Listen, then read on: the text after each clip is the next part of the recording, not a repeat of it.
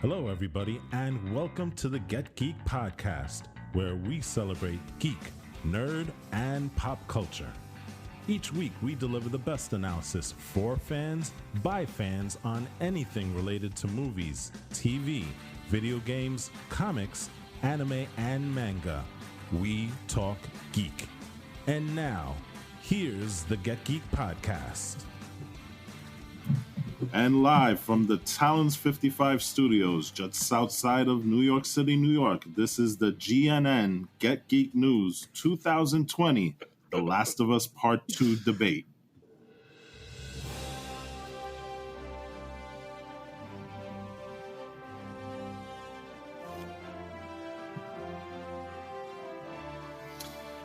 We want to welcome our listeners in the United States and those listening around the world on Apple Podcasts, Google Podcasts, Spotify, and listening on Stitcher Radio, Radio Public, Player.fm, and TuneIn Radio.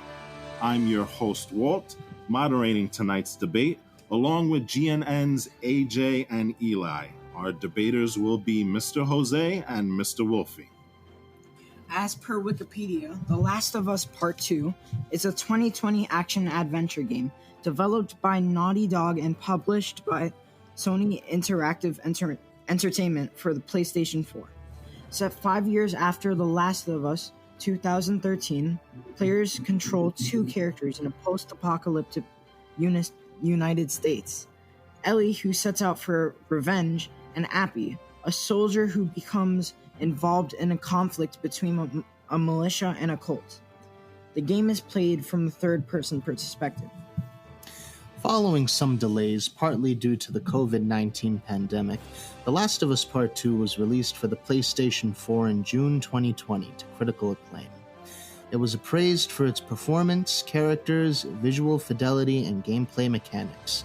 The narrative and representation of a transgender character, however, has polarized critics and the community. The game was the subject of review bombing on Metacritic. Part 2 became one of the best-selling PlayStation 4 games and the fastest-selling platform exclusive, selling over 4 million units in its release weekend. This will be a debate between our two opponents on the merits of The Last of Us Part 2. Before we begin, a reminder of the ground rules. You'll each receive 2 minutes to answer questions, 1 minute for responses and rebuttals, and 30 seconds for clarifications. Please refrain from interrupting your fellow candidates, as that will count against your time. An audible notation will sound denoting 10 seconds left. And we remind our audience here to be respectful so our participants can hear the questions and each other. All right, let's begin. Mr. Jose. Yes.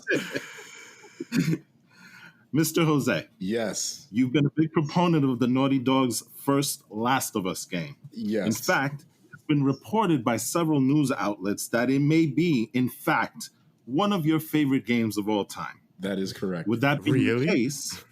That is Yeah. correct. Yes. Gentlemen, let's correct. stay on point. All right. We both With have that our being time the case- here. We both have our time here. You'll have your time to respond. Thank you. Thank you. With Thank that you. being the case, Yes. we will start our opening statements on the game with you. You have 3 minutes, sir. Thank you. Okay, so I did not in any real way prepare an opening statement other than a rant about the ranting that I would be doing today about The Last of Us Part 2 to another friend of mine. And I described it sort of thusly. And this is what breaks down what's so entertaining about the game overall, not just including story, but including gameplay. So if I were to propose to you a game where there is a character who, as part of an inciting incident, which I will save until later on, I'll save this kind of spoiler-free. As part of an inciting incident where they feel wronged, they decide to go and physically attack another character in this post-apocalyptic world where you have Jackson, Wyoming as the base for one group of people and one character in the inciting incident. You have Safeco Field in freaking Seattle, which it is, if those who have played the game or haven't played the game, is the base of operations for the other group. And in Seattle, this somewhat morally gray group, as the group in Jackson, Wyoming is in an all-out war with a religious fundamentalist group, and everybody is just literally trying to murder the F out of each other for all of the hours of this game. And it had a little bit of a hint of gameplay from one of my favorite games, which is Gears of War. It had a little bit of a hint of Resident Evil, especially in some of the latter parts of the game, and a little bit of a hint of Splinter Cell in the stealth aspects of it. You kind of stamp all these three things together, again, with a storyline where everybody is literally trying to murder everyone else. And you can choose not to, okay? But the opportunity is essentially there for you to play in this sandbox and to very quickly approach the gameplay. That's one thing that I do love about this game. In essence, to me, compared to the first one, I'm not going to touch on too many story beats here, like I said, but compared to the first one, in gameplay, this one is a bit more of a sandbox in each level that you play in. And that's what I really love about it. You can decide to not kill any enemies, which is very difficult to do. You can decide to kill a couple of enemies. You can decide to misdirect enemies. You can decide to kill everyone. And there's an interesting and fun and unique way to do all of that. Again, against the backdrop of these insane clans, again, the religious fundamentalist clan, they terrifyingly communicate, not through speech in order to find you, not there he is, or look out for him over there by that truck. They whistle at each other. That's kind of scary. So as a simple, basic opening statement, without mentioning too much about the first Last of Us and without saying too much about this one and not spoiling it, that's kind of the reason why I love the overall experience of The Last of Us Part 2. Right. All right. Thank you. Thank you. Okay. Mr. Wolfie, your opening statement, please. All right. Well, I actually did prepare a little something for this. I try to come as prepared as possible, but not that a lot of preparation is needed. The fundamental thing about the game before I go into my opening statement is that the game has to be compelling, not just in gameplay, but in its story for you to want to continue playing the game. And that's one of the issues that I have.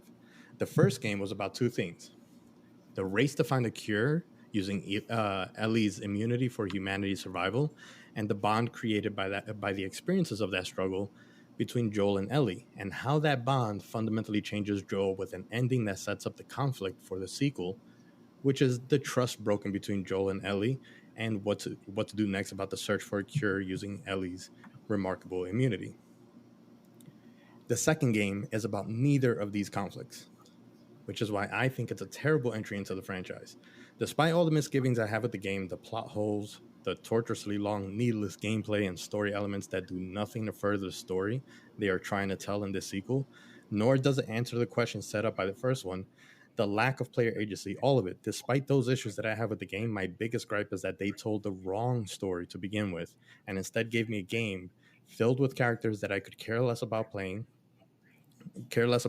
and playing a game with a story that meant nothing to me, despite the prowess of that amazing landscape and architecture that they created in the game, the acting in the game, and the gameplay itself. Okay. For me, what they gave me was two separate games, neither of which fulfilled what I was looking for after playing the first game. And they gave me, in Ellie's half, the first half of the game, a portion of the game that was not as good as the second portion, for which they forced me to play a character that I do not care about. And to me, that's what makes it a terrible game for me from a story perspective, because I could care less about playing this game ever again. Remember, a good story can save bad art, but even the most beautiful art cannot save a terrible story. Thank you. All right, thanks.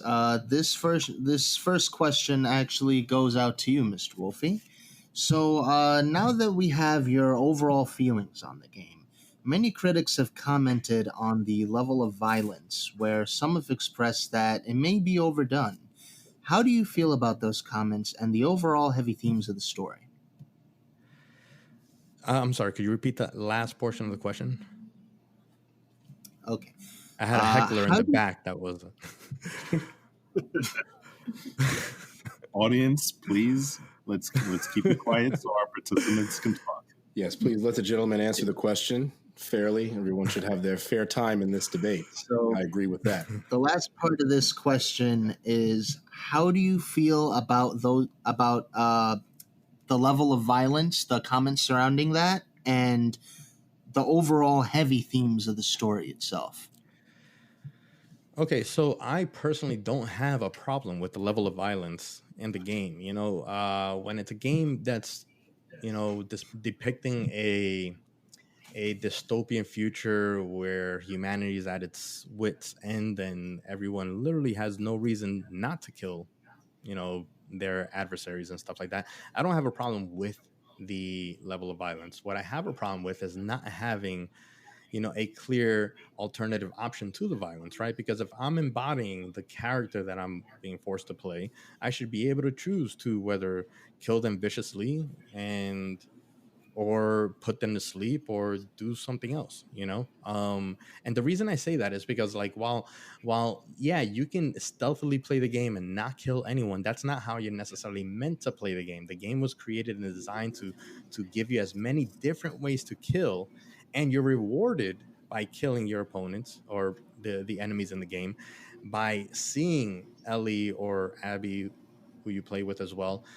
kind of not showing any remorse for when they kill. So it'd be one thing if, like, she kills because she has to kill but then has remorse for it, but they don't give you that. Okay, if you as a player have remorse for not wanting to kill by instead playing the stealth version of the game, you're not rewarded for playing that character at all, because then you still have to kill. The character still has to kill, and kills really for the most part without any remorse, and is just punished for it. So my issue is not so much with the violence. My issue is with the lack of options with the violence. All right, Jose, if you want to respond to this, you may. Yes, I'll respond briefly. I have a minute. So to me, the level of violence in this game was clearly very intentional, and I disagree with the assessment that you can't really play the game and it's not designed for you to play the game without killing anyone. Part of the gameplay is very much intentionally building smoke bombs, using sort of weapons of misdirection, the bricks in the bottles and things like that. The stealth aspect where you can use listen mode to be able to see through walls and carefully plan out your route of escape. You can also run away, which is something I've been doing in one of my more recent playthroughs. I've played this game through 2.5 times. And a lot of times what you can do as another option is you can find sneaky ways to get around the level and run away. But I think that it's very intentional on the part of the developers. As a matter of fact, there was an interview where they discussed when they decided to kill Joel, which was very early on in the development of this game, where they did mention that part of the intention of you not killing characters is that it is, in the context of this game, it is the less rewarding choice. You'll find that they go back to that theme over and over again in this game. It is the less rewarding choice in the moment.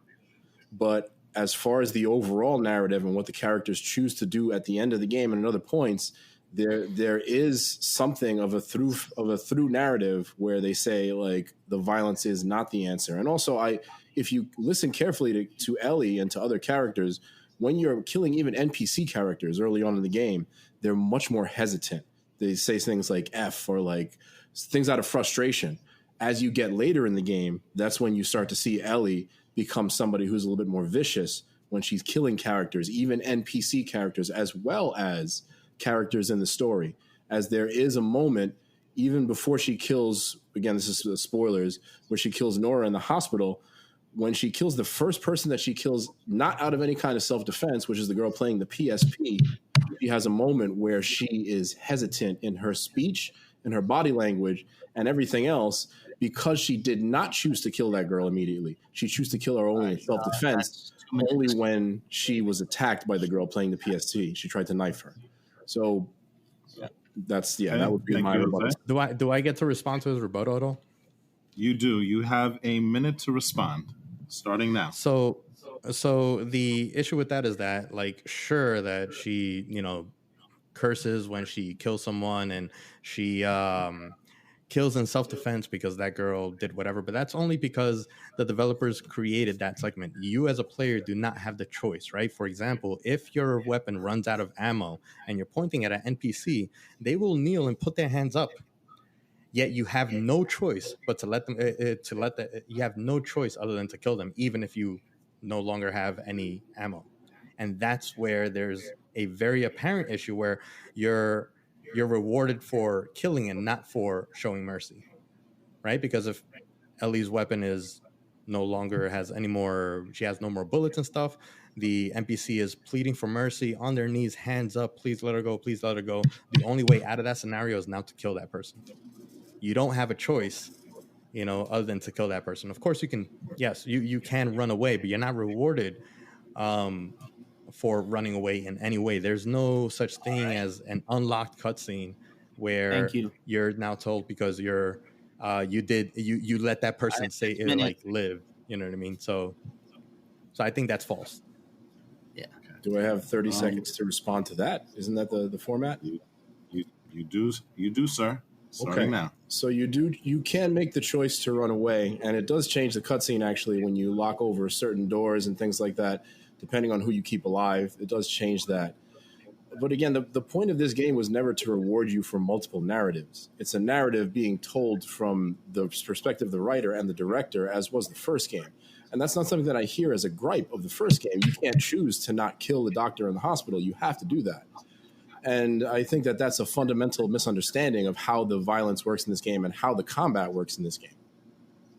Okay. Thank you, Jose. Mr. Wolfie, do you want 30 seconds to respond to that?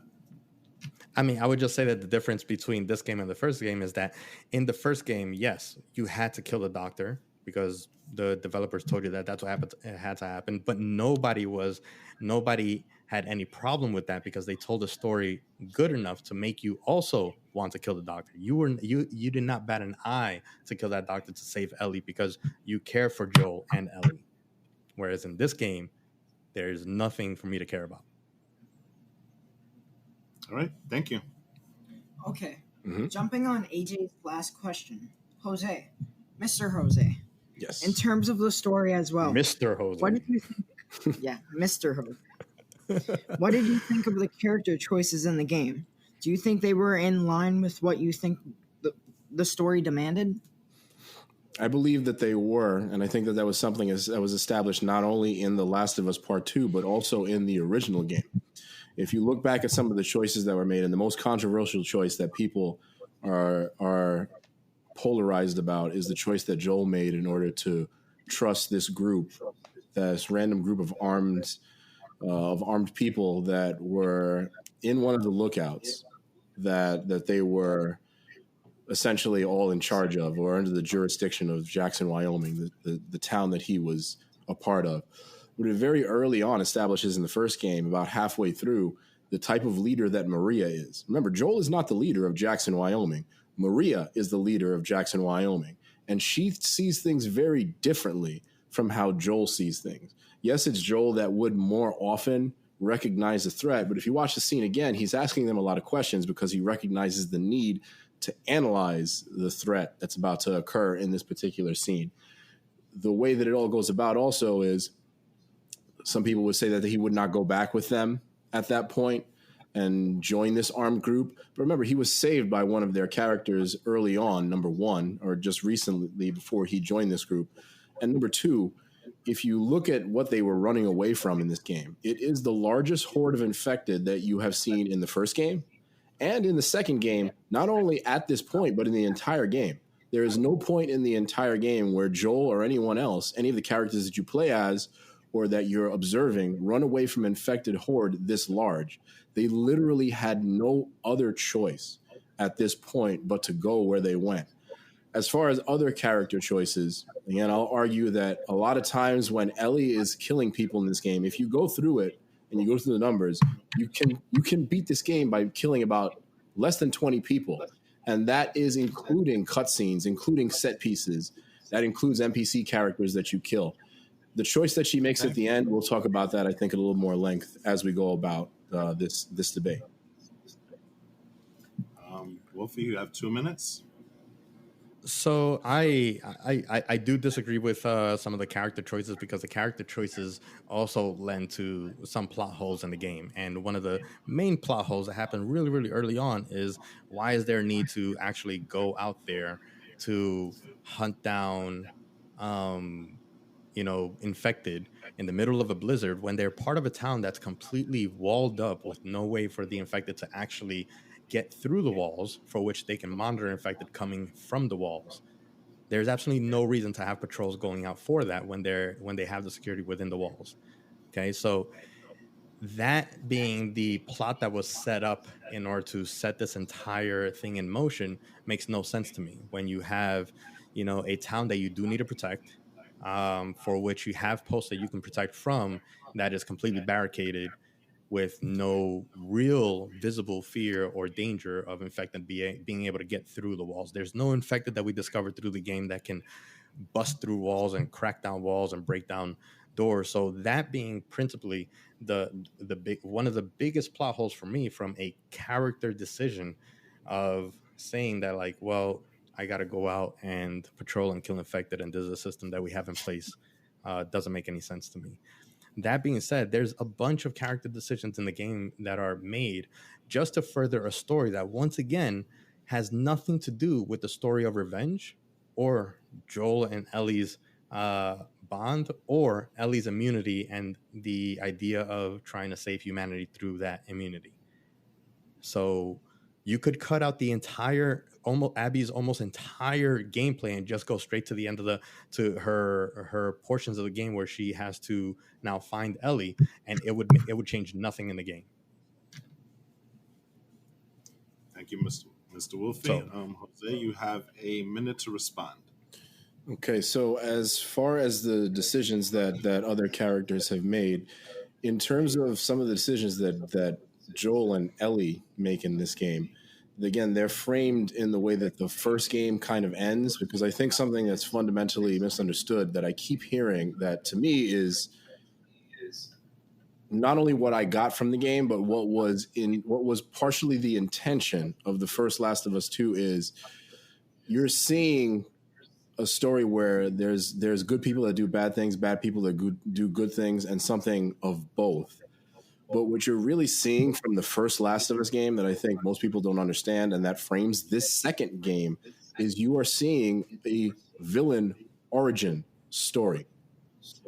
And this is not like Star Wars or The Empire Strikes Back, where the villain, who basically cost the entire world, he can't throw the Emperor down a mine shaft or something like that in order to redeem himself for the things that he's done. This is a more realistic world where his choices have far-reaching consequences, and his arc is over at the end of the first game. Okay. There's really nothing for Joel left to do in The Last of Us Part 2 other than frame the story. So, Jose, time is up. That is absolutely not true. You cannot say that his arc is over when the first game ends with the bond between Ellie and Joel, clearly at a cliffhanger. Everybody is expecting to try to figure out what happens between Ellie and Joel, the trust that they have. Obviously she discovers that he lied to her, but we don't find out about that until about 20 hours into the game. So that to me doesn't make sense. You can't say that his arc ended in the first game. Otherwise, there's no reason for him to be in the second game. Thank you, Mr. Wolfie. Jose, you have 30 seconds. Well, the reason for him to be in the second game is to be the morally gray martyr for all of the characters. He's there to incite the story. I'm not sure what other story could really be told. If it's the two of them wandering the countryside, that's essentially the first game all over again. And that's what you get through the flashbacks in this story, which are telling the story of what occurred. And to me, it was fairly obvious from the discomfort early on between Ellie and Joel that there was already an estrangement that could only come from the decisions that he made at the end of the first game. And that was heavily right in this game. So you just said a story that was able to be told, which is their friction that they had. And now you're saying that they don't have a story to tell for Joel? We are moving on to the next question. All right. With regards to the first game, Mr. Jose, the length of the game was roughly about 12 to 16 hours. Mm-hmm. The second one nearly doubles that, as it clocks in at around 30 hours. What do you think about the length of the game? Do you think that it hit the right mark in your opinion? And did you have any issues with the 30-hour mark of the game? That was one of the few gripes that I have with the game. I think the open world section, although ambitious and interesting, that they pull off on day one for Ellie in Seattle, that they don't match with Abby, which kind of, to me, defeats the purpose of having that open world section. That dragged on a little bit longer than it should have. I do understand what they were trying to do there. They were trying to establish the relationship between Ellie and Dina at that point, and they were trying to establish some of the world that is that area of Seattle and the conflicts that were going on there between the WLF, the Wolves, the group that Abby is a part of, and the Seraphites or the Scars, the group that is the more religious fundamentalist kind of crazy group, which we see a little bit more of, and how that conflict kind of frames everything overall in the end of the game and adds to more of the big set pieces. But the length for me was maybe just a couple of hours too long. I do find that in replays, I definitely enjoy the latter parts of the game after that point, and I'm enjoying that point a little bit more. But I think if you cut a little bit of time off of that early section, then the game would be just as effective in framing the characters that you meet at that point. Maybe you could have had a little bit less focus on Dina, a little bit more focus on Jesse and what Tommy was doing. But to me, those are fundamentally kind of smaller decisions that don't completely derail the overall time of the game, which is something that, again, I've played 2.5 times. Clearly, I'm enjoying the runtime of it. I don't have an issue necessarily with playing it again. And I'm enjoying the sandbox of trying to beat certain levels in different ways. But there could have been a little bit of fat trimmed off the meat, so to speak, in terms of the overall game length. It would have been, let's say, to give it a number, to be fair, maybe 27 or 28 hours could have been a really effective time overall. And that, again, that's about how long it took for me to beat it. So you could say that trims off maybe an hour or two or an hour and a half of gameplay or story. Okay, Gabe, you have your 2 minutes. All right, so I also disagree on that because I felt like there is a ton of the story that doesn't need to be there. And I think that we all both actually can agree that there's parts of the story that actually don't need to be in the game at all, that don't lend to the story of the game itself, that don't lend to character development in any way, real shape, or form for Ellie, okay? Because I do believe out of the two characters, Abby has actual character development, whereas Ellie has none. But for that reason is that I disagree. I think that there's a ton of the game. I think that you can completely take away the parts with Dina, even though like I actually liked the open world style of the game because it was fresh. It was different from the first game, right? I have a map. I have places to go to. I have objectives. Even though I'm doing it with a character that I don't care about with Ellie alongside, with Dina alongside, I enjoyed that part of the game as far as gameplay goes because it was a different game from the first one. Okay, and unfortunately we only have that for a small portion of the game, and then we go into the rest of the game, which is almost a carbon copy style of gameplay to the first game.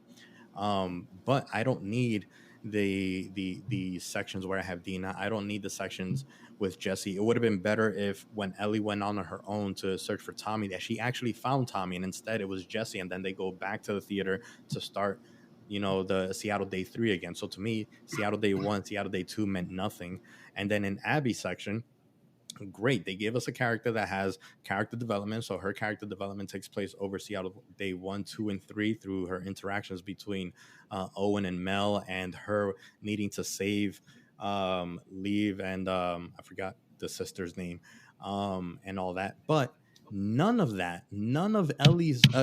Abby's story has anything to do with the story of the game in this one or the story of the first one. So to me, that was also useless.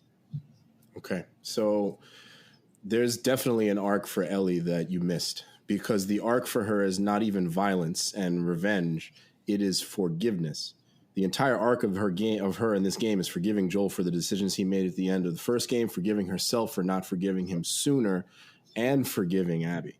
So I think that that's, again, a huge fundamental misunderstanding of what the story was telling over here.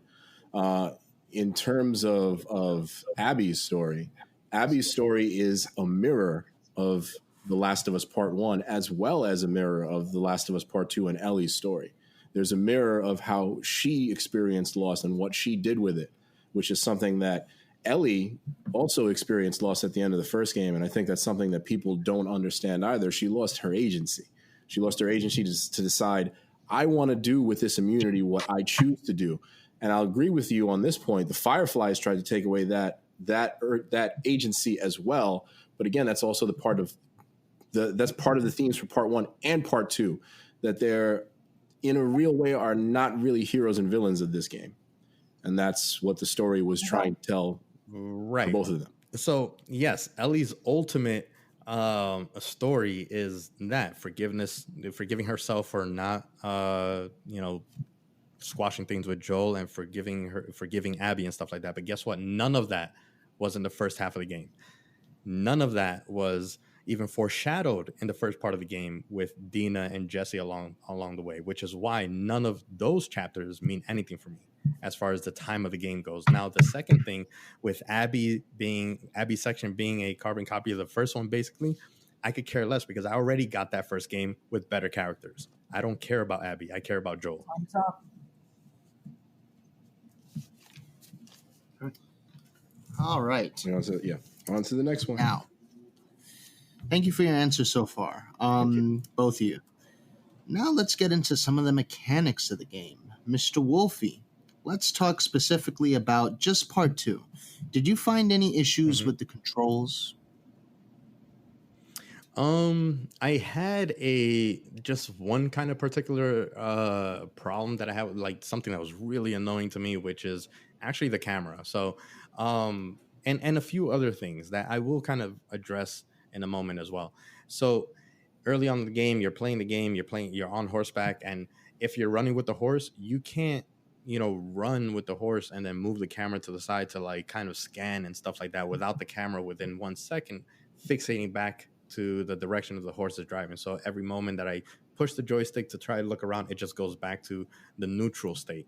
And there were some issues with that as far as those controls go. I don't think that there was it wasn't insanely fun to me when it came to the controls. Now, here's the issue that I do have is that while I understand that it does have the best accessibility and manipulation of the accessibility that any game has ever created. I think that it's going to be the gold standard for accessibility moving forward, because it lacked any kind of meaningful way of letting you know that you have those options to you, unless you yourself decide to go in there and kind of peruse around and take a look at what options you have to change the accessibility and the controls and all the other stuff. Or unless I have a friend that actually tells me that I could do all that stuff, I would not have known at all that I have that many control changes and options. For example, to toggle off the automatic camera neutral, movement, to toggle off, a bunch of different things, to be able to change it so that the game is a little easier for me. And I think that was something that was a little bit lacking, simply because if they had just told me or given like a notification, like as soon as I start the game or in the first level, that, hey, go into accessibility to make these changes to make the gameplay a little bit more suited to you. So that's the only issues that I have with the controls. All right. Thank you for your response. Jose, your 2 minutes. Methinks the gentleman doth protest a little too much on the accessibility setting and how much Naughty Dog should tell you, which they also do at the beginning of the game when you first start it up. So I'm not sure what you mean by that. At what point did they tell me that, like, hey, go into accessibility to all of the settings? All right. All of the settings are there as soon as you start the game. It asks you the difficulty. It asks you what accessibility settings. It asks you about brightness. It asks you about framing the screen. That's all there when you start the game. They don't have to give you every single accessibility detail. I think, again, that's a nitpick. That's a little bit unfair, because no game ever tells you, here's how every single setting in the game works. That's never been something that video games do. And I think you're holding this to a standard that's a bit higher for some strange reason to me. That said, the controls, there aren't really many huge issues that I have with the controls. I think that, as with the first one, it's an odd decision to make right trigger or R2 the button to reload. I think that's a little bit strange. It ends up being something you get used to over the runtime of the game, but I sort of understand why they do it in terms of having other controls mapped to the button face.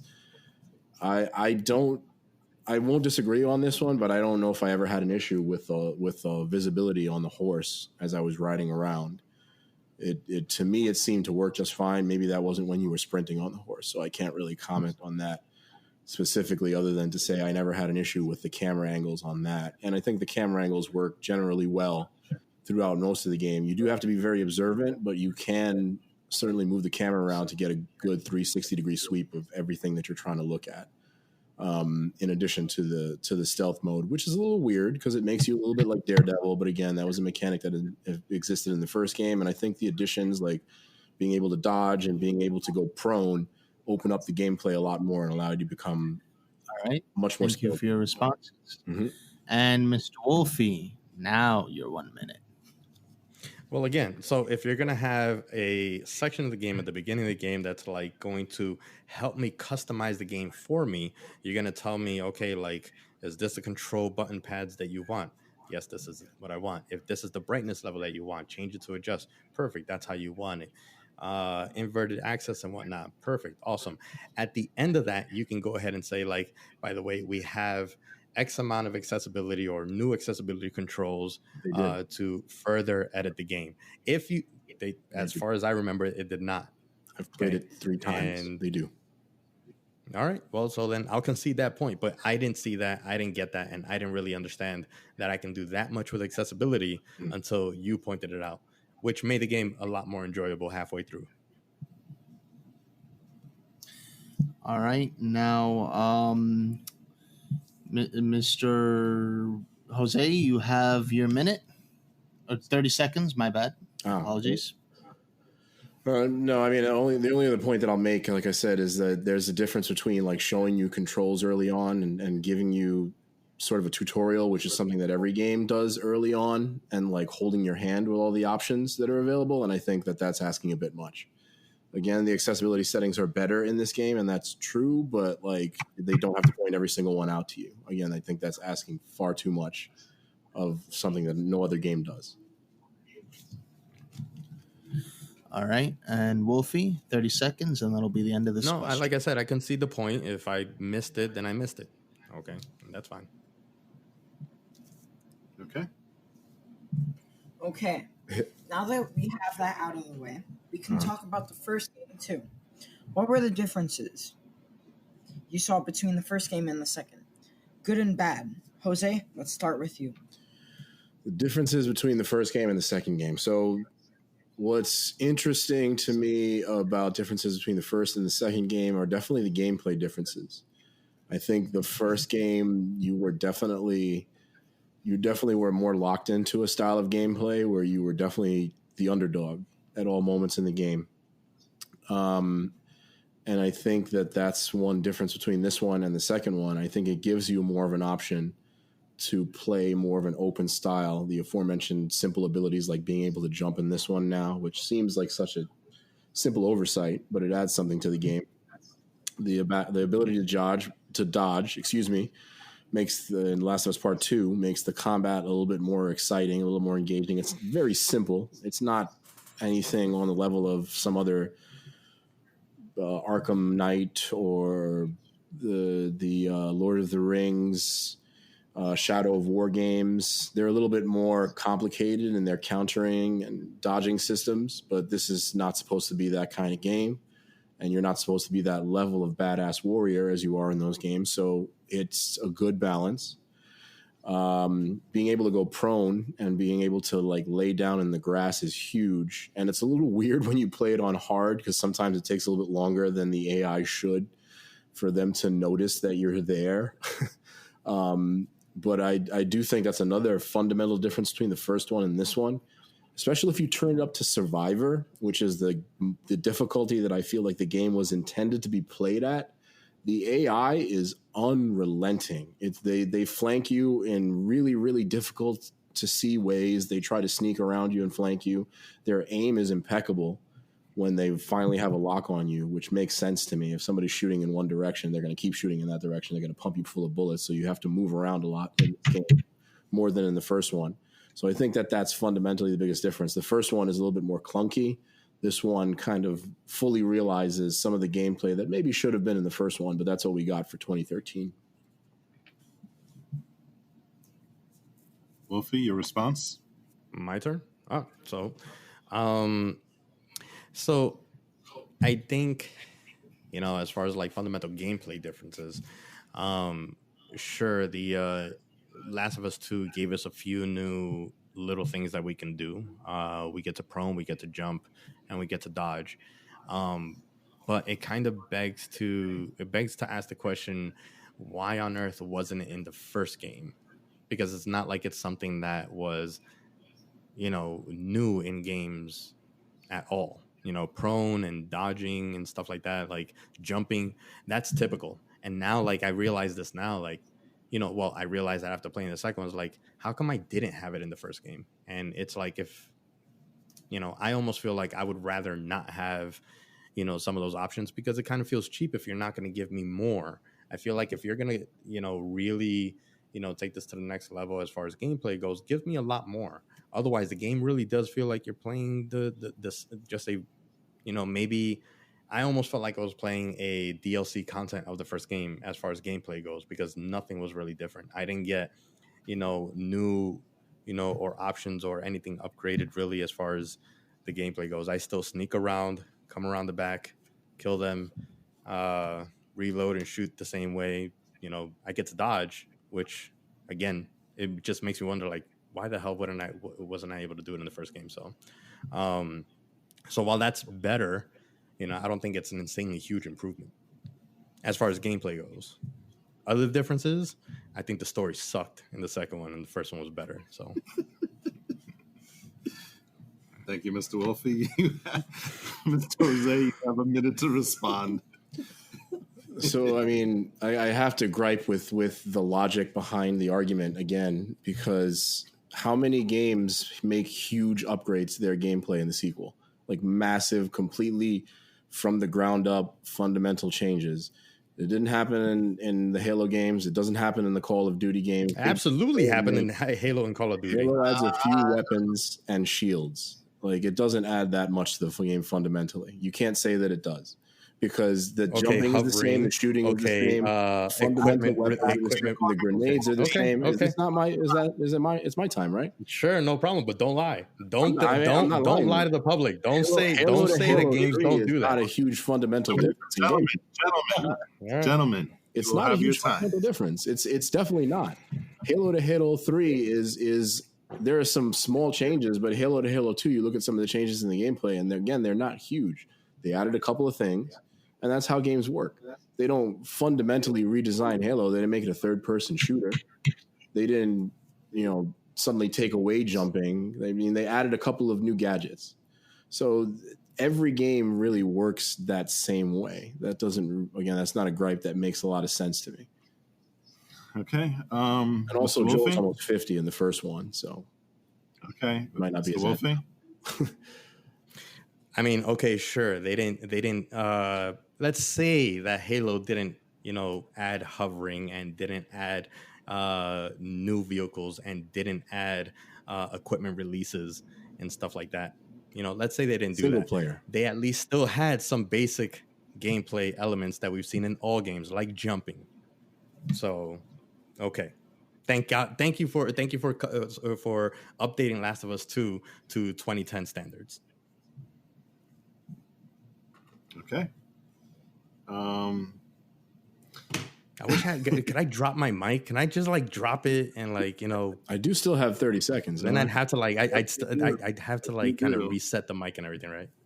Okay, Jose, so you know what other game doesn't have jumping? Final Fantasy VII Remake. You can't use that as the standard. That's a ludicrous standard. But Final Fantasy VII. But Final Fantasy doesn't. No. Hold on. You want to know why? I'm gonna interrupt because Final Fantasy. All right. Well, this is not a debate anymore. Then Mr. Wolfie. I'm not interrupting. I'm letting you have your time. You have to let me have my time, because if I wanted to at every point interrupt you, I could go point for point.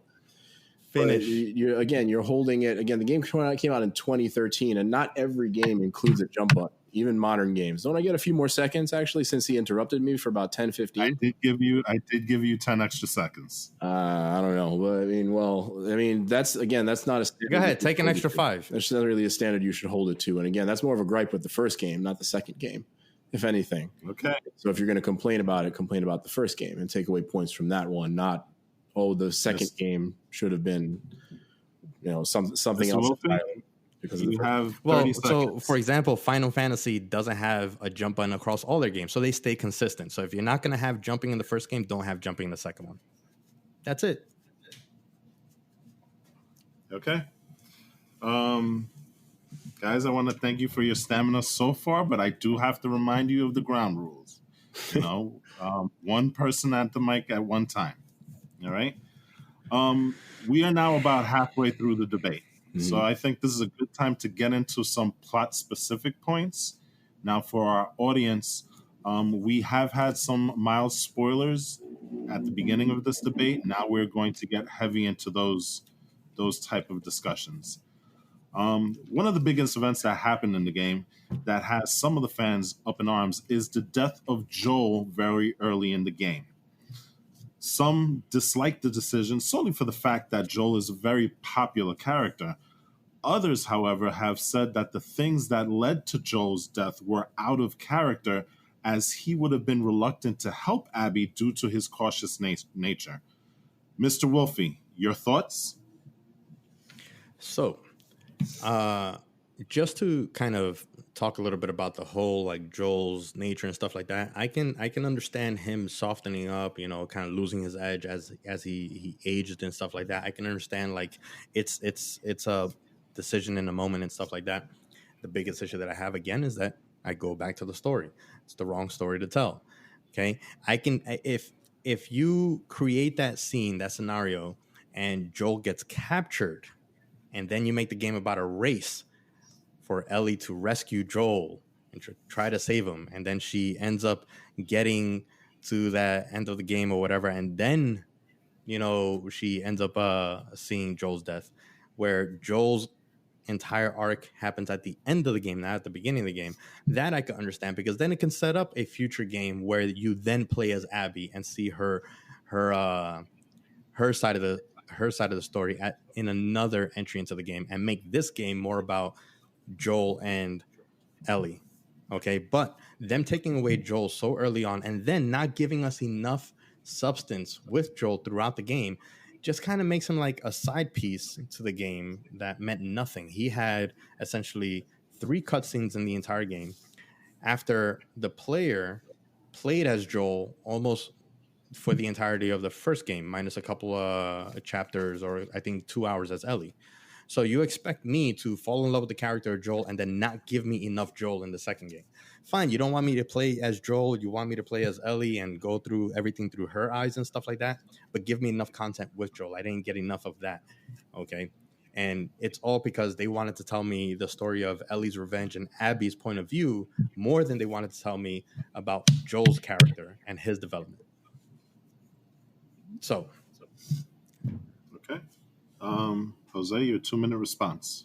Okay, so this is as far as Joel's choice in that moment. That story point, correct? Yes, sir. That was the question. Okay, so I think it goes beyond the point to say that it needed to be a different story, but I'll address that maybe somewhere else. The thing of it is that, as I noted before, the first game was not only the beginning and end of Joel's arc, yes, with some context added in this game, not much more than that, but he needed to be the catalyst for the entire game. That was the choice that was made because, again, I don't see the story being told as effectively another way. Some people have said, oh, what if you play as Abby early on and then you kill Joel somewhere midway throughout the game and then you play the rest of the game as Ellie trying to get revenge on Joel? Well, no, that's not an effective choice, because part of the point of this game and the first one was to subvert your expectation of the character. So their point was to make you hate the character of Abby early on and then be a little infuriated when you had to play with her. And I understand that that's going to alienate some fans. I was intrigued by it, and I thought it was interesting because I thought that the game's attempt was mostly successful in making Abby just as sympathetic a character as Ellie was in the first game. And the first game also kind of subverted your expectation also, which again, I think continues to get missed. You're playing the entire game as somebody doing all these heroic things to save this character, and you are witnessing the birth of a villain when he does what he does in order to save Ellie at the end of the game. They always say that it's those misunderstood intentions that are the difference between a good character and a villainous character. And those are the choices that Joel makes at the end of the game, whereas Ellie makes different choices in this game. You see her making choices that bring her closer to becoming the villain, and her final choice, just like Joel's final choice in The Last of Us, is the one that prevents that from happening. So that's why I think that choice was effective in this game and overall in terms of how the story was told in the first one and set up in the first one for the second one. Thank you, Mr. Jose. That's fine. Listen, that's fine if you want to say that, like, yeah, sure, there's no other way to tell this story, and it wouldn't have worked any other way if you're telling this story. Again, my gripe is that this is the wrong story to tell. Okay? Yes, I do think that this is the only way to tell this story because it's the story of Abby, right? But that's not the story that I want, nor the one that I think that we needed. Okay, because there wasn't enough closure between Joel and Ellie. As much as you say that his arc was done in the first one, it absolutely wasn't, because we all had questions about, how long is he going to keep the secret? How is she going to find out? What's going to happen when she does find out? Do they end up patching things up? All those things show me and tell me that there is more to Joel that we didn't get. Okay.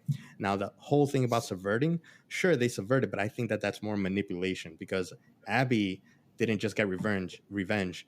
It was first-degree premeditated murder and torture of Joel, whereas Joel, in the first game, he didn't necessarily want to kill the doctor, okay?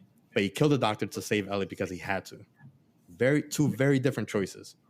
There's no way that you can manipulate me and tell me that, like, I need to feel for Abby after that. So, thank you, Gabe. Jose, you have your minute. The choice at the end of the first game was still a choice that was made, even though it was understandable, as one that was made selfishly. And I can give you a point from the crew themselves, which is when I described the end of the first game. Everybody again says that Joel has to be some sort of hero, and most other narratives, by the way, that I hear about what story they should have told included more heroic adventures with Joel and Ellie, which completely again misses the point of the first game, because AJ and Eli, when I was done describing the end of the first game in our podcast about our favorite video game endings of all time, before I tried to make them understand it a little bit better, because I understood the choices that they made to humanize Joel, they were like, yeah, that's not a good guy. I don't like that character. And that's the complexity, again, that is missed over and over again. And again, the other stories that were told, the continuing adventures of Joel and Ellie, it's just a lot of dialogue. That's what they took care of in flashbacks in this game. And I respect the choice that they made to change up and make it a different character. Mr. Wolfie, 30 seconds. Not enough flashbacks, okay, because the first Joel flashback after he died didn't happen until about 10 hours into the game. Actually 6 hours. 6 hours or 7 hours. That's still not enough time. You give me a different character instead of Joel. And actually, the first they didn't understand the ending in the first hour when he shows her the guitar.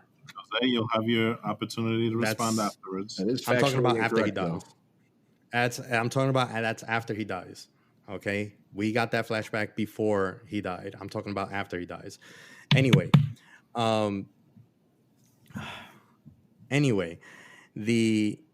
see, you just lost my point. All right.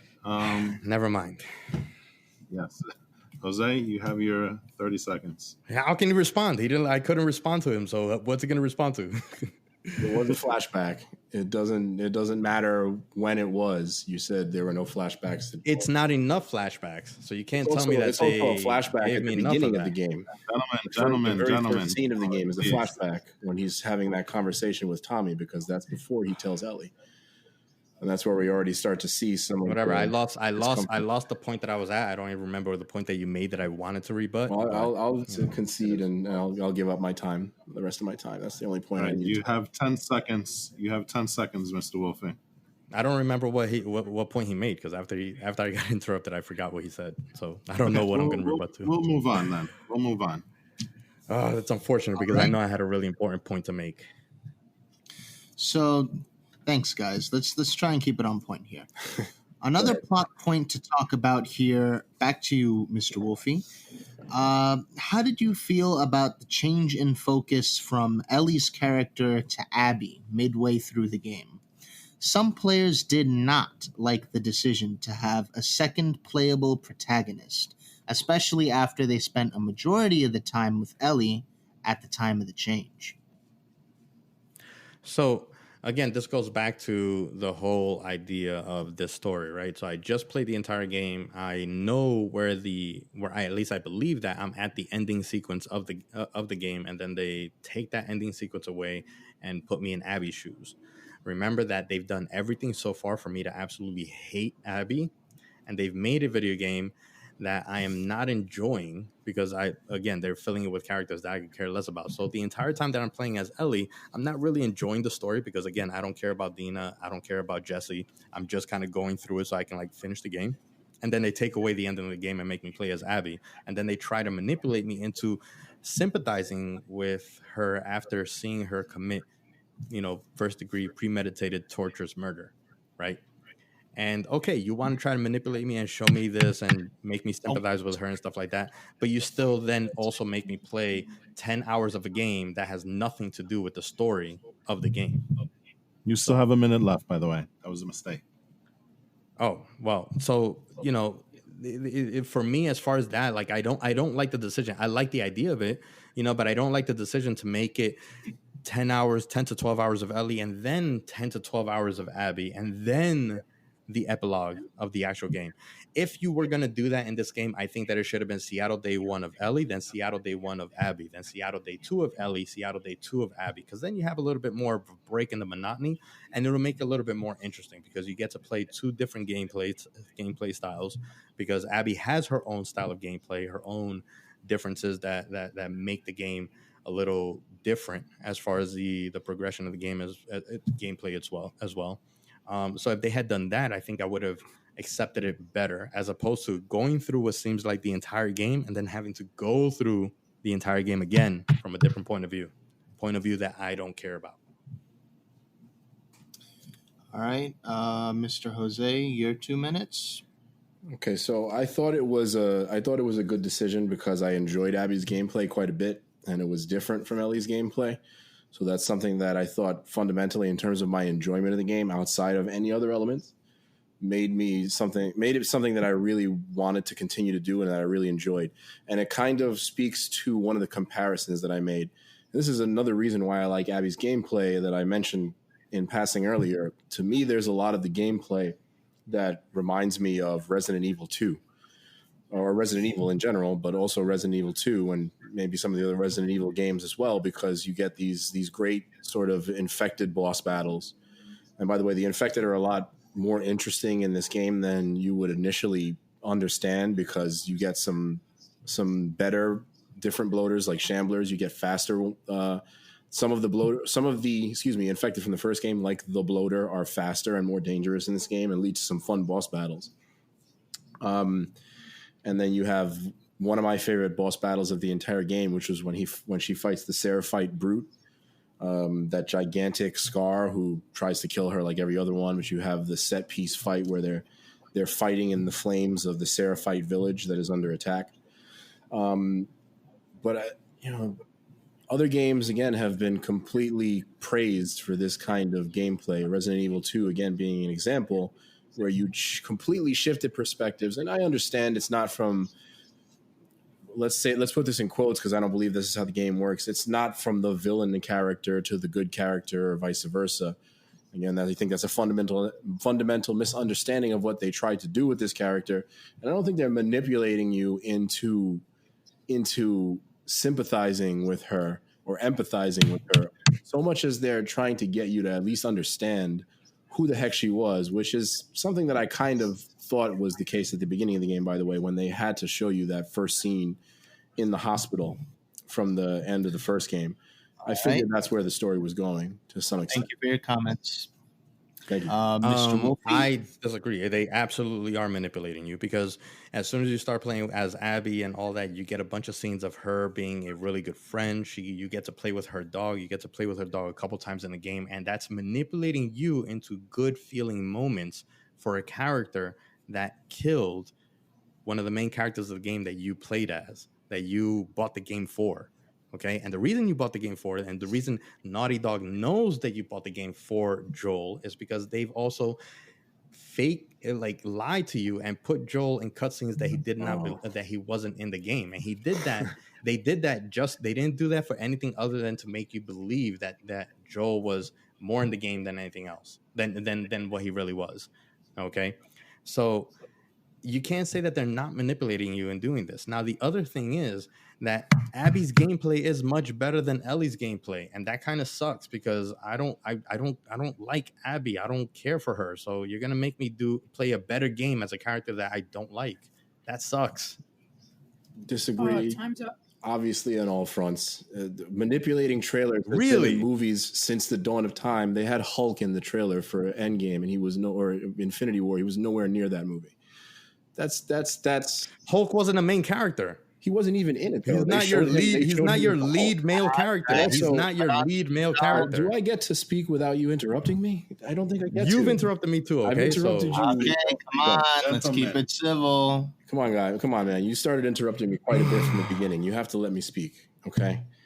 And see, now I'm losing my point, because we were talking about Abby. I apologize. Right? Go ahead. Abby, right? We're talking about, you say that I'm not, that there's no manipulation going on. Well, I mean, again, how is it that you do the same things as Ellie at the beginning of the game? You have a snowball fight. You pet a dog. You do all of the same things with Ellie as you do with Abby. That's not meant to manipulate. That's meant to mirror the two characters. And I don't think that's, you can disagree with the way that they made certain choices in this game, but I think that, again, that's misunderstanding it from the beginning, not even regarding the storyline choices and the plot choices. And Ellie is on the cover of the game. We know we're not going to play as Joel as a main character as much, at the very least. Ellie's on the cover. Okay. 30 seconds. I need some time we need a little bit of time on this, because here's the thing. Ellie's on the cover, and we don't know that we're not going to play at all as Joel, because we didn't play at all as Joel, but we believe that we might play a little bit as Joel. Okay. But there's a difference between Ellie having a snowball fight and Abby playing with her dog. Ellie didn't kill the male protagonist of the game. Okay. Abby did. And you're playing the character of Ellie. Ellie is you. Okay, you're not buying the game to play as Abby. So then, when you are then blindsided to play as Abby, and the killer of the male protagonist, and then they make you do all these fun-loving things, you're trying to make me like her. That's it. Okay, Jose, that's manipulation. You have your 30 seconds on this. I mean, I don't know if it's all fun-loving, because she definitely kills a couple of people in very much a cold-blooded way in her own storyline. But again, both characters are mostly killing people out of self-defense. There's really only a couple of instances where Ellie kills somebody, and you see her struggle with it. When she kills Nora, that's when you first start seeing her PTSD. When she returns to the theater, returns to Jesse, and returns to Dina, you start seeing her PTSD set in. I just think that they're trying to frame these characters. I don't see it as manipulation, but that's a matter of opinion. That's really not something you can change. Okay. Probably one of the biggest gripes fans had surrounded that controversial ending. Jose, why do you think Ellie let Abby live?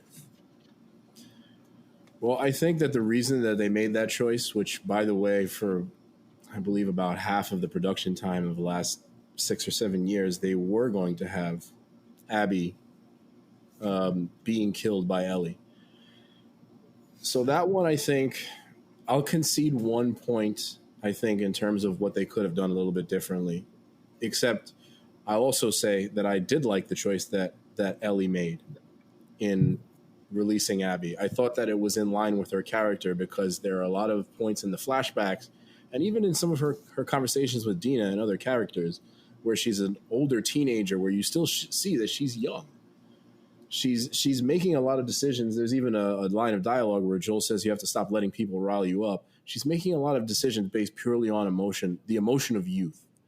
So the other thing that they set up through the flashbacks and through different scenes with other characters, conversations she has with Jesse about how they would handle different situations, kind of frame her as somebody who's still trying to do, in most cases, the best thing until you bring Joel into the conversation. And Tommy, by the way, who I think is a very interesting character in this game also, because he's the one that kind of falls even further than Ellie does.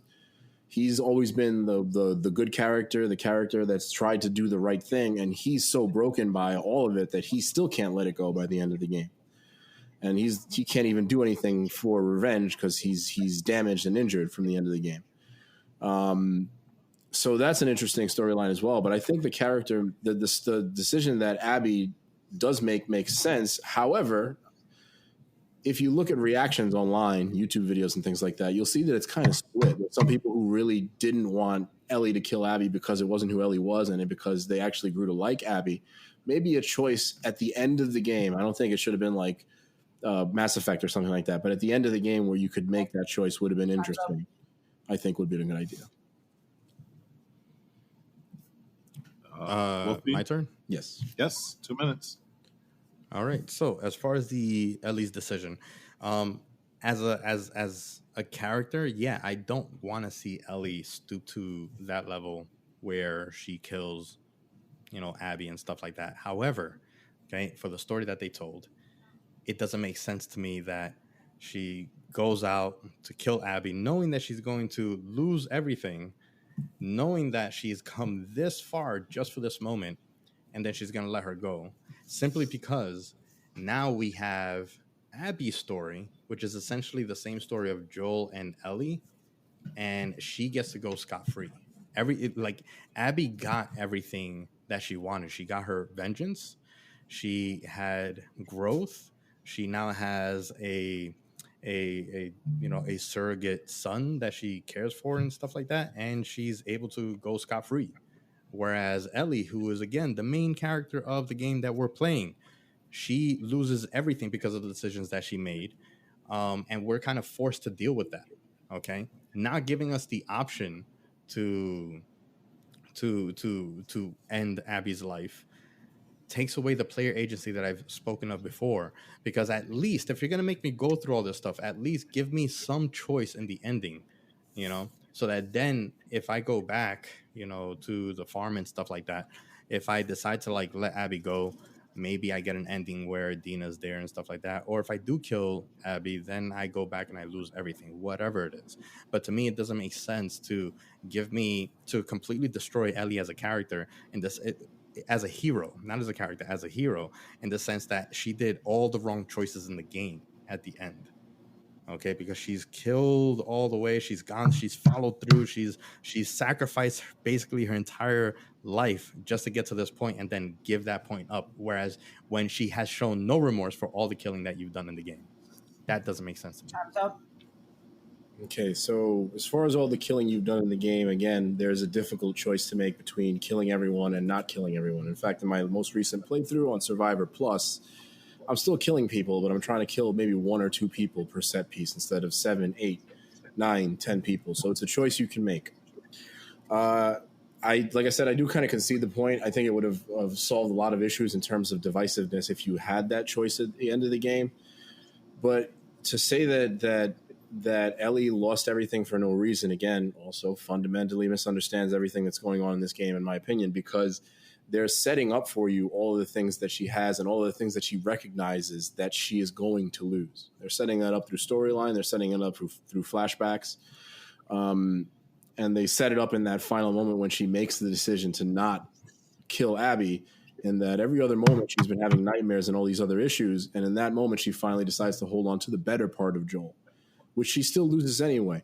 One thing I will say is that at the beginning of the game, something that they do note is that Dina wanted to find a farm just outside of Jackson. She might not be that far away. That might be just up the mountain.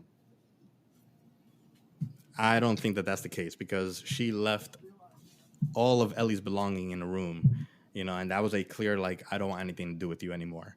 So I don't believe that Dina is, in some other farm waiting for Ellie. No. I mean, that's in my opinion. That's not what I said.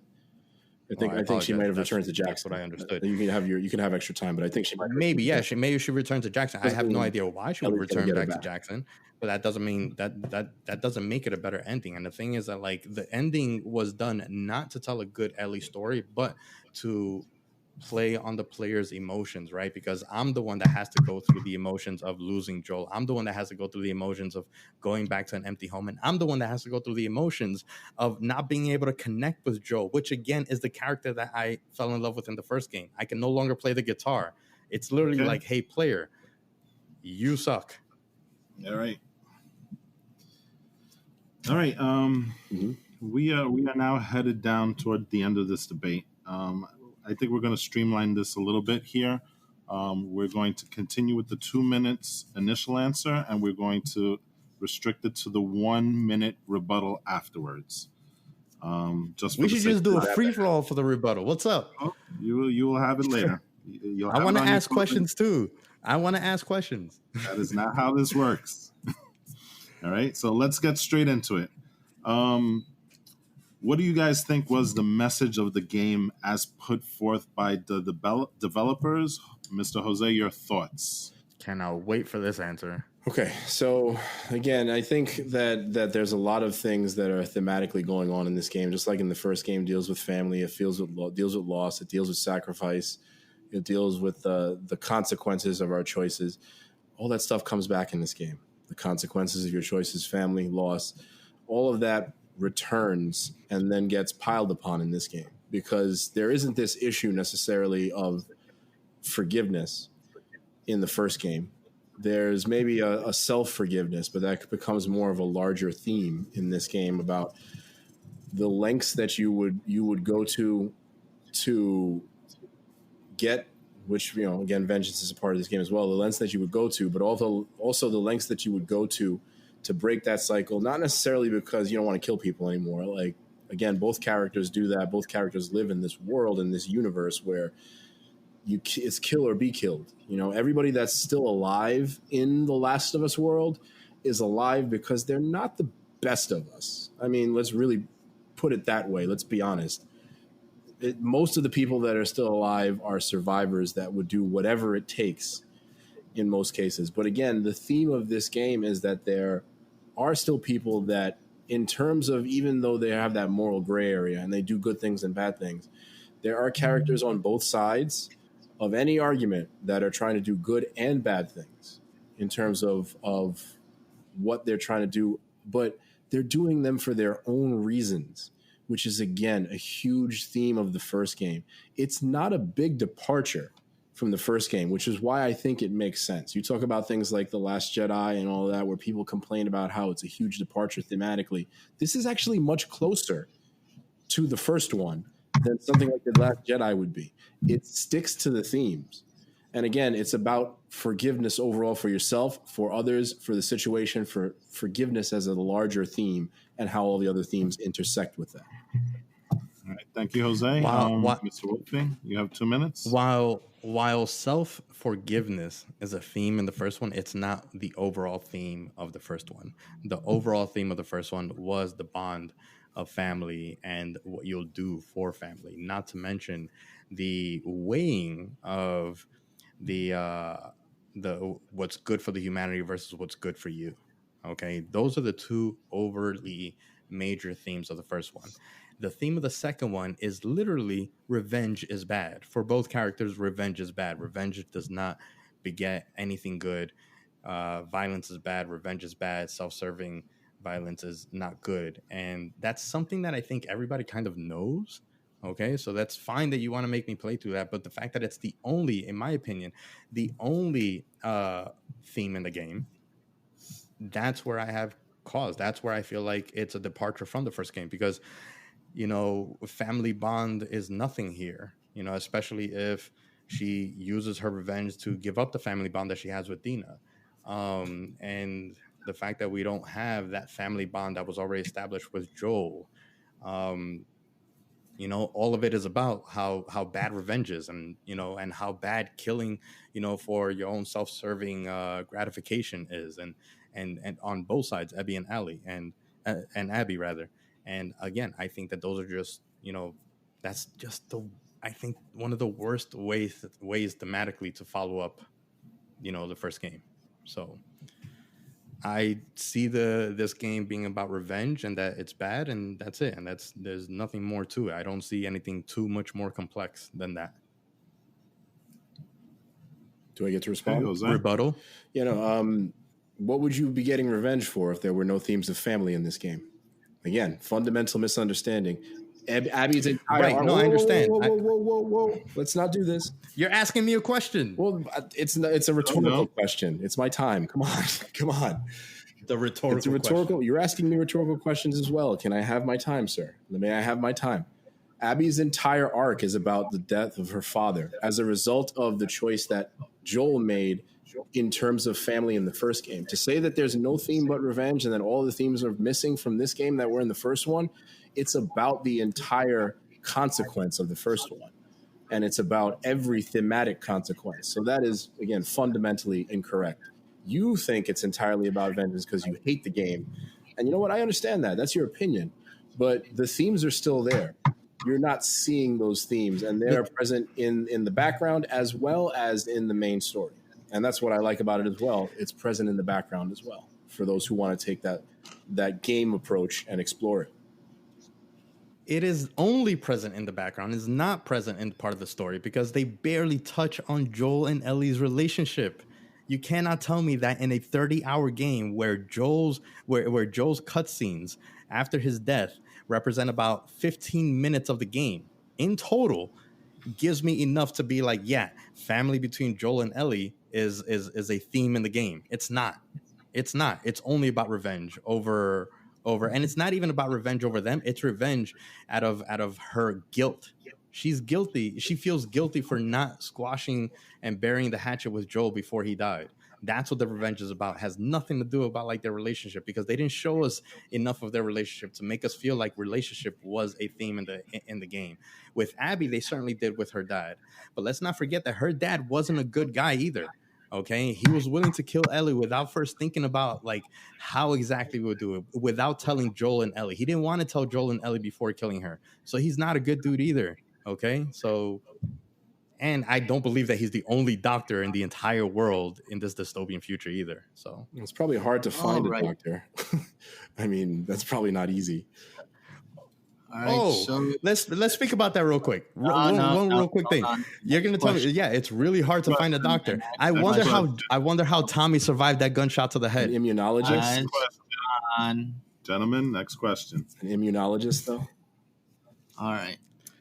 Mr. Gabe, how do you feel about the comment by game director Neil Druckmann, who says the game isn't meant to be fun, saying in an interview, "For us, The Last of Us specifically, Uncharted is a little different in our creative approaches.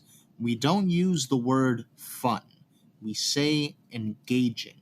And it might seem like a minor distinction, but it's an important one for us." How would you respond to that comment? I would absolutely agree that the game is engaging because there's certain things of the game that is meant to make you feel like you're the person doing these acts, right? And yes, the game is not fun. And the fact that they are making sure that the game isn't supposed to be fun, that's one thing. That's great if you want me to have an experience. I tell every single gamer out there that you need to play The Last of Us 2 so that you can experience the game, so that you can realize how they can manipulate your feelings about the game and about characters and stuff like that. Go through all the sucky, crappy parts of the game, okay? But I think it's disingenuous to not give us some sort of warning, whether it be through early on reviews, whether it be through some sort of without spoilers, letting us know like what we're going to feel through the game, as opposed to letting us find out on our own. Because I don't want to go into a game for that to play a game that I enjoyed so much of the first one that I feel this is going to be an extension for, and I'm going to expect an extension of the experience I had in the first one. and then not get that experience, instead getting a completely different experience. If you tell me like, hey, this game is not going to be fun, but it's an experience that you want to have, then maybe I would go through this game with a different mentality. So the fact that he knows that he did this on purpose is more manipulation of the fans of the game. You know, this is another reason why I don't enjoy the game, because you're playing on my feelings and playing on my ability to enjoy the game. I would never ever play this game again, okay, simply because I don't want to go through all the suck, and I don't want to go through storylines of characters that mean nothing to me, you know, just for the sake of the experience, okay? You know, so it's like, hey, this roller coaster is really fun, but you need to pee your pants and then sit and pee before you get on the roller coaster. I don't want to do that. That's how I feel about what he says. Okay. I peed on a roller coaster and I had to do that. That was my payment to get on the roller coaster. I had to pee myself. Jose, your response to that? I don't know that I would actually. I don't know that. What's that? You're 2 minutes. Sorry. Yeah. I don't know that I would consider something like peeing on yourself before you get on a roller coaster as something that would be engaging. So I think that's an odd analogy. I'm talking about fun. You know, I will when he made address the comment that. fun. I will address that. I'm going to address that. That's the question. I understand. Okay. The reason that I enjoy the first Last of Us game, the reason I enjoy most media, is not necessarily because it's going to be fun or sunny or anything like that. I like engaging. I like dark. So, you know, that is what it is. That's just my opinion. Like, I'm a generally sunny disposition person in real life most of the time. So, you know, I like a little darkness in my media, whatever it is. So, again, for me, that's what I thought the game was trying to accomplish, which I think was foreshadowed pretty well in the trailers that we saw.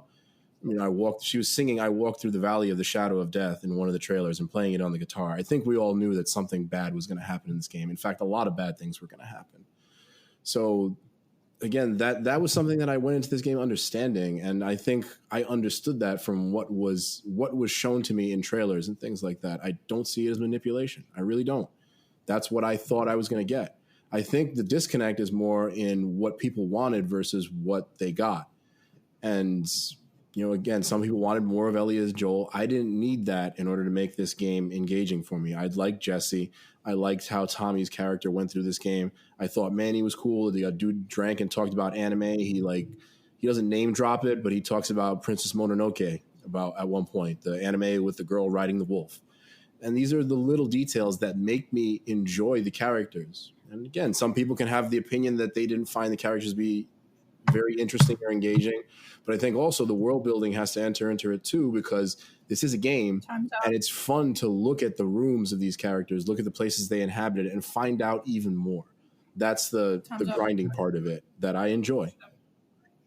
Right. So that's fine if you enjoy grinding things out for meaningless objectives, okay, and meaningless characters, because it's not like Jesse had a good story arc. It's not like Manny had a good story arc. It's not like even Tommy has a great story arc, okay? So that's great that, like, you can find some enjoyment in that. But there's a difference between playing, like I use this analogy a lot too with movies, right? So, like, it's a difference between watching a movie for which the main character dies and they go through a crappy existence and a crappy ending. I can still enjoy that because I'm viewing it. I'm not owning the character. I'm not the character on the screen. When I'm playing a game and I'm playing as a character, I need to enjoy playing the character, right? Because it's an interactive experience. The thing is, you have to enjoy being Abby for you to enjoy Abby's sections, in my opinion. And I don't enjoy being Abby, so being forced to play as Abby, it can no way be fun. And that has nothing to do with, like, me getting something that I wasn't expecting. It just has to do with me. I don't enjoy. If Abby was a hero in this game and I got switched to her later on, then maybe I would have enjoyed it, but I didn't. And that doesn't make it fun. Jose, you have 1 more minute. So there are no heroes or villains in this game. You keep saying hero. Again, that's not the point. There's this Joel is the hero, Abby is the hero, Ellie is the hero. They're the villain. They do villainous things. This isn't Star Wars. It isn't the Avengers. This is the world of The Last of Us, where people do stupid things and make stupid decisions based on emotion, and that's reflected in what the characters do I also, again, don't agree that none of the characters have interesting arcs, and also not all of them are supposed to have big sweeping arcs because they're part of other characters' arcs. And that's how it works, again, in any other medium.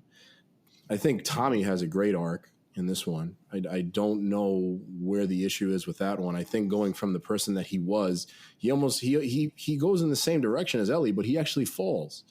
He's the one who kind of falls to that difficult issue. And then I need to respond to this. Go ahead. I don't see how you can say that Ellie is not a hero, okay? Because what was she in the first game? A character. Just a character. She didn't represent the light in Joel's dark. She didn't represent being a good, wholesome character, and that changes Joel fundamentally. No, Joel being this. She doesn't. She doesn't represent that at all. No. Okay. I think that's absolutely wrong. No. I need a little bit more time on this because this is too important. We're talking about the most important character in the game, and you're saying that she's not a hero. She isn't a hero, though. She just isn't. Well, you're going to tell me that we're going to let this pass, that we're going to say that the main character of the game is not the hero of the game. Next question. Moving on. Yes, because the main character of the first game ends up being the villain. I will address that. That's not the case. The hero-villain thing is not the point of this game at all. We are moving on to the next question. Oh my God, that's insane. But that's how it is. It's not, but go on. Next question. What are some of the issues you have with the reviews of the game? Do you agree with him? Is this for Wolfie or for myself? Mr. Wolfie. Yes. 2 minutes. It's okay for people to review the game within their own purview. For example, the way that Jose is reviewing the game and everything, that's fine. I accept your review and stuff like that. I think that it's insanely stupid for the community to go out there and review bomb a game before even giving it a chance or even playing it. I can understand people that honestly review the game after playing a few hours, right? If you tell me, hey, play this game and review it, but I don't feel like playing it after 4 hours, I've given up on the game because I hate it, I should be allowed to review it because I hate it. However, you should review it justly, not this whole 0 out of 10, because there is a lot of wonderful things in this game. I think that, again, gameplay was really good. I think character design rather, world design.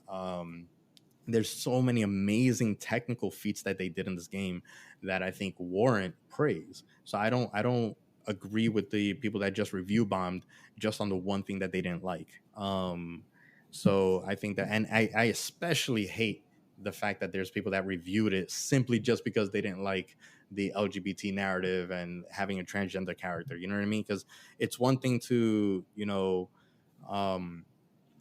not buy into that stuff and whatnot, but you can't be prejudiced towards them because of it.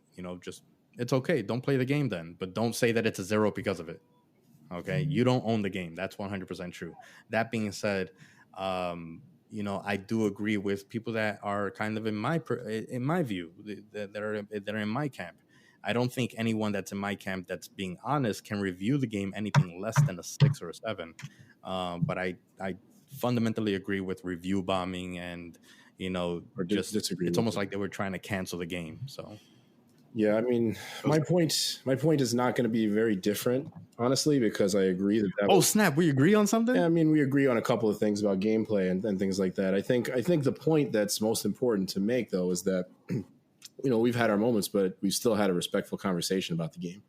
We're not going to hate each other, and we're not going to say horrible things about each other. That's only because we're not in the same room. But yeah, we'd probably beat each other up if we were in the same room. We're not going to say these horrible things about each other. We're not going to say these horrible things about the characters because a character is a lesbian or a character is a trans character or anything like that. But to be fair, there was definitely more review bombing on the negative side within the first few hours, but they were still probably a few thousand positive review bombs that occurred on the first day, because those people didn't play the damn game either.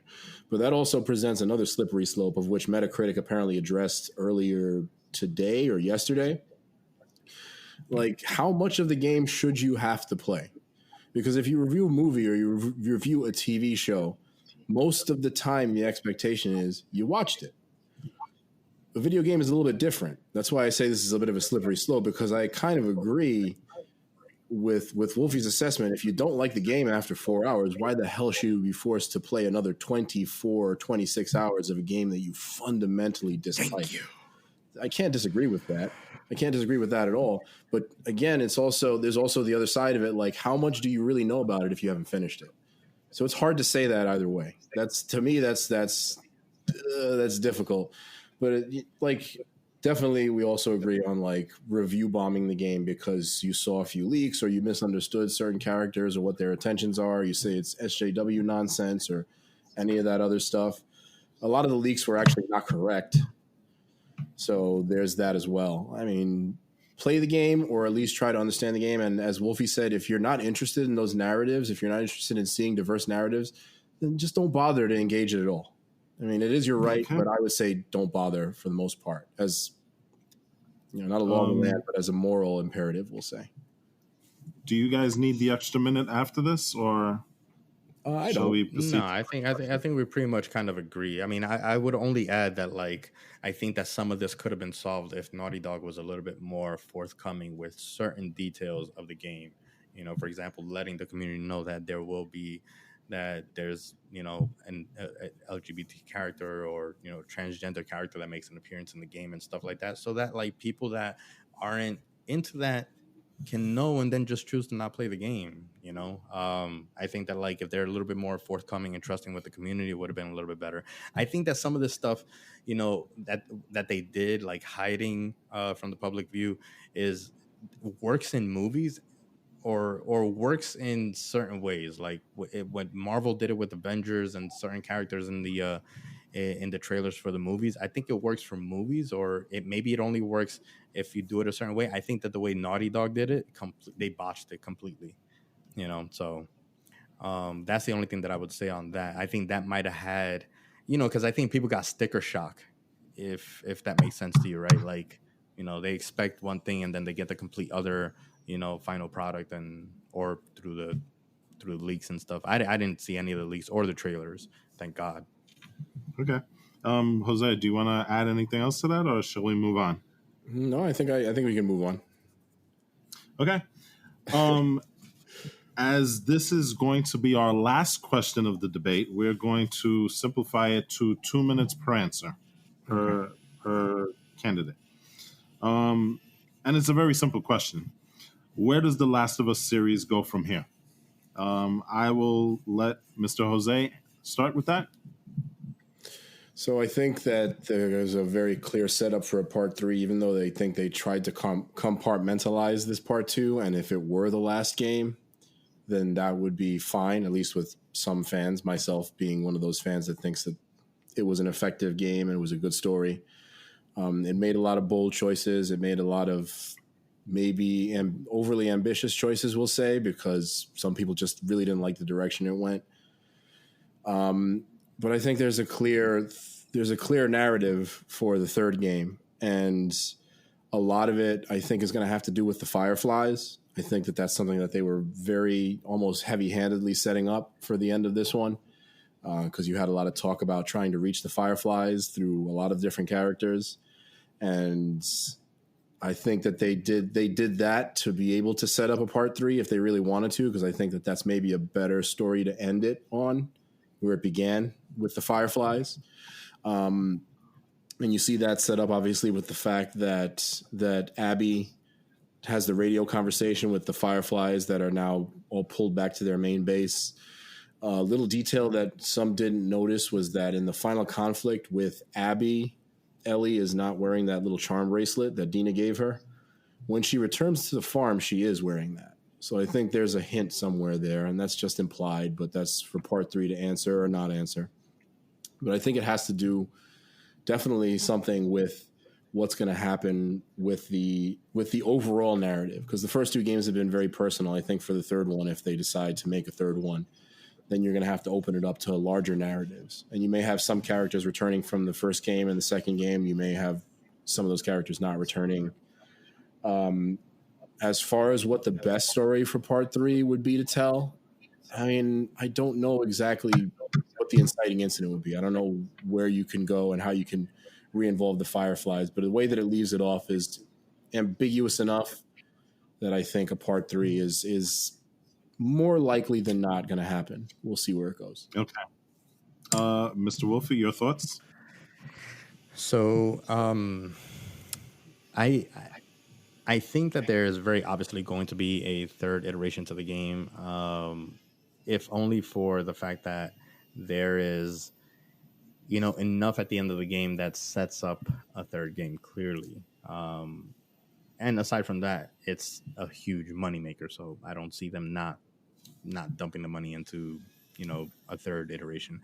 However, I personally wouldn't really want to see. I'd be happy with the game ending where it is, simply because I think that it's not the best story to tell, and I think it's too disjointed to then try to bring back the Fireflies and bring back the idea of searching for a cure with the immunity and stuff like that. And I imagine that if they do a third game, it's going to be something where, Abby and Ellie team up now for a greater humanity cause, which again, I would absolutely hate if that's the case, simply because they, again, created a story that I just don't care for Abby.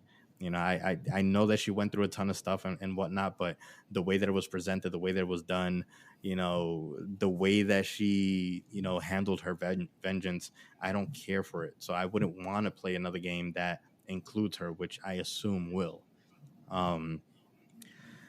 So that's where I believe the franchise is going, but I don't know if that would mean anything good for the story. If, again, going back to like how I thought the story should have gone, if this game was, Ellie grappling with her relationship with Joel, and then let's say the game ends, maybe even as a cliffhanger, the game ends with Abby killing Joel, then the third game could have been about Ellie seeking revenge on Abby, and you play as Abby and stuff, and then they could have like brought back the Fireflies in the third game and whatnot. So that's what I feel about where the franchise is going and the story and so on. Okay, thank you. I now offer you the opportunity to provide your closing statements. Please try to keep that at around 3 minutes. Mr. Wolfie, you may begin. I get to go. Okay. So, all in all, I think that the game was, from a technical standpoint, again, a really wonderful game. They did a lot of things really, really well, from design and stuff like that. The ability to play the guitar with the proper actual notes and all that, I think, was a cool element. A bunch of little, like the bag, her book bag moving and stuff like that, was cool. So I think they did a lot of really amazing technical things. However, they dropped the ball so much, in my view, with the story.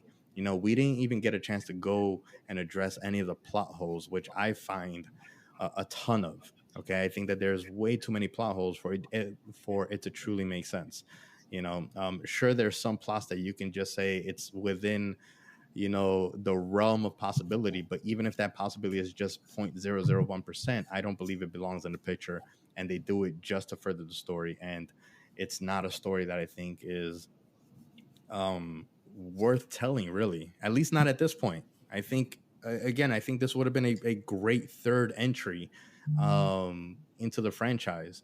That's why I say I think it's the wrong story to have told, because there's too many things that were left unanswered, in my opinion, and then too many things done in this game that it just didn't make sense to me. I don't know how Tommy could have survived a gunshot wound and an arrow to the knee long enough to be able to make it back to Jackson with Ellie and Dina being brutally beaten, and make it back to Jackson from Seattle, which is quite a trek, okay, and survive, so to then set up the epilogue of the game, which gives us the actual ending of the game. I have no idea why give us the big bad enemy of the wolf, of the WLF, in Isaac, and then completely just not use him as the big bad. I think he should have been the big bad in the entire game that we should have been dealing with and having to fight against and stuff like that. Instead, he was just another character that they killed off meaninglessly. Like, he did nothing, I think they did too much with the story just to give us an experience versus telling us the correct story. And that's the issue that I have fundamentally with the game. And it's as much as I love all the technical aspects of the game, there's no way that I could enjoy the story, in my opinion, because for me, when I play a game, especially a story-driven game, I'm embodying the character and I want to enjoy that character's story. Okay, just simply experiencing their story is not worth it for me if you're asking me to invest 30 hours of gameplay in a story that you're not going to enjoy. So, all right. Oh, and are we giving final ratings during our closing? Sure, you can provide that. So, with all that being said, I'd still say that the game is a 6.5 out of 10, solely based on gameplay and technical design. Okay, if you do not care about the story that you're playing, then I think you should absolutely play the game just to experience all the, technicality of the game and stuff. Okay. Jose, you have your 3 minutes.